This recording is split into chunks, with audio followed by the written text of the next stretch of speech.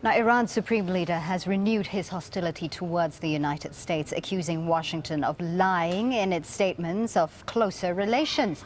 Ayatollah Ali Khamenei made the comments while addressing Air Force cadets in a speech to mark the 35th anniversary of the Islamic Revolution. Now, Iran has resumed talks on its nuclear program with the International Atomic Energy Authority.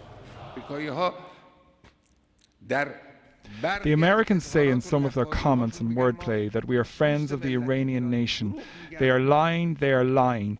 You can see this through their actions. They threaten Iran, then they expect the Islamic Republic to reduce its defense capabilities. Is this not funny? Is this not ridiculous? At the same time, while threatening us, they say you must reduce your defense capabilities. No. The Iranian nation and authorities, various authorities from different sectors in the armed forces, with the help of God, will increase their defense strength every day. Our correspondent Rosalind Jordan joins us now from Washington, D.C. Rosalind, very angry words there from the Ayatollah.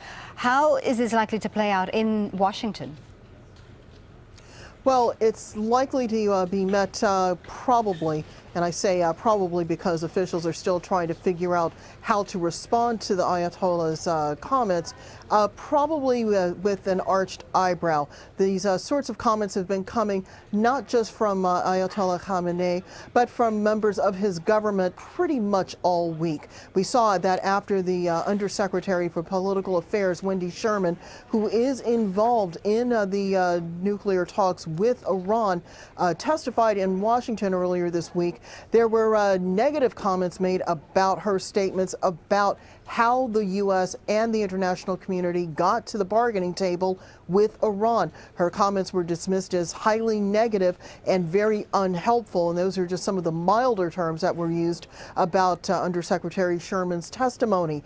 We've also seen comments from the Foreign Ministry and from the Iranian National Security Advisor on Friday indicating that the U.S. is trying to basically hamstring the Iranian people, trying to deny the Iranians their right under the Nuclear Non-Proliferation Treaty, their right to enrich uranium for peaceful nuclear purposes. And they say that this simply isn't going to happen. And then we've also seen some provocative statements that are coming from parts of the military, including the Iranian Air Force. So this has really been going on all week. But the critical point, which I think U.S. officials are going to point to, is this meeting that's taking place in Vienna between the Iranians and the members of the IAEA. They say that this is how the Iranians are actually proving that they want to be in compliance with international policies regarding nuclear energy and nuclear weapons. Interesting, Rosalind. Thank you so much for getting us up to date on that. Rosalind Jordan there